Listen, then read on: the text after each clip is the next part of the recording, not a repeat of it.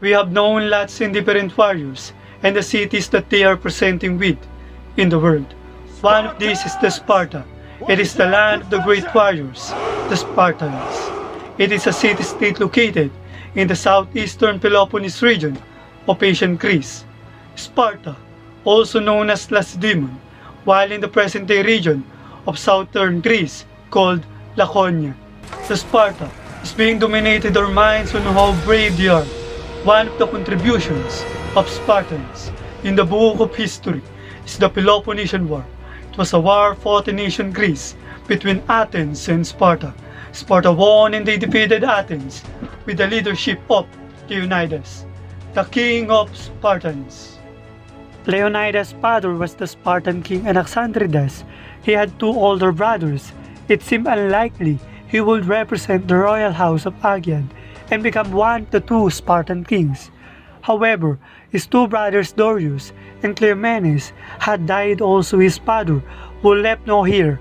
Means Leonidas became king sometime around 490 BCE.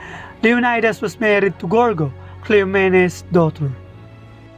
Sparta has a unique and astonishing culture.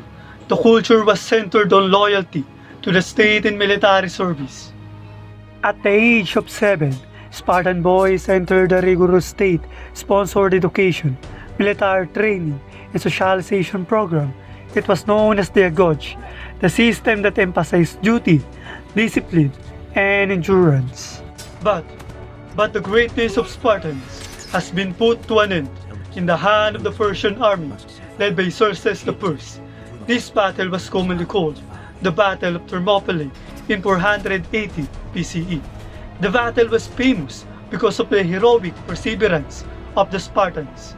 Even though they are outnumbered by the Persian army, consists of about 300,000 warriors.